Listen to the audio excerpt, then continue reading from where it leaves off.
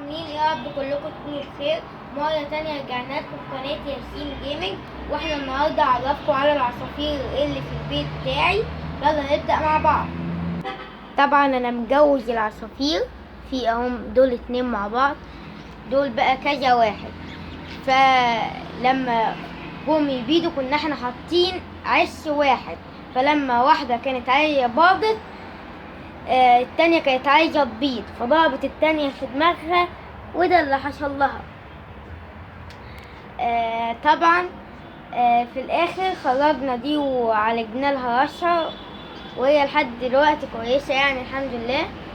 دول عصفورين مش عارف ما بيبيدوا، بس بقالهم كتير يعني ما بيطلعوش. طيب ودول عصفورين فوق عملوا خناقة النهاردة كده على الفجر، ودي ده مراته ماتت فجوزناه العصفورة دي، ماتت وهي بتبيض. طيب وهنا بقى اللي في العش هي اللي ضربت دي، وده جوزها.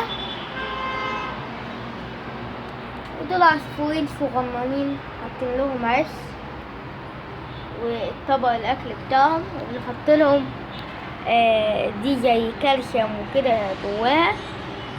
اتشرع مش عارف ليه لما لقى كان تقريبا مش عايز ياخد شغل. طيب دي الغلبانة.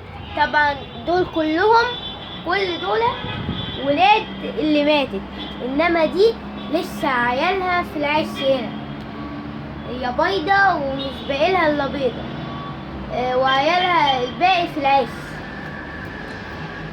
طبعا العصفورة البيضة دي جميلة اوي، اظن ان كلكم حبيتوا العصفورة البيضة.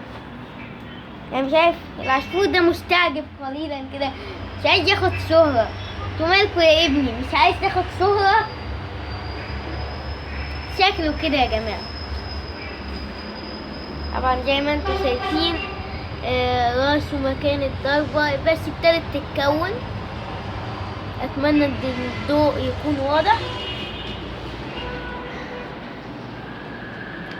دول عصافير استرالي، كل دول كده عصافير استرالي، اللي تحت بقى واللي فوق كل دول، حتى الكتكوتين دول عصافير استرالي. شايفة انا حابب الكتكوت ده. انت يا ابني اتكلم، اتفضل قول حاجة كده هيجري زي ما انت شايف. طيب احنا خلصنا حلقة النهاردة، اتمنى تكون عجبتكم. اللي عجبته حط لايك واشترك في القناة اللي هو مش مشترك، وتفعل زر الجرس عشان توصلوا اي حاجة جديدة في قناة ياسين جيمنج. سلام، اشوفكم في الفيديو الجاي.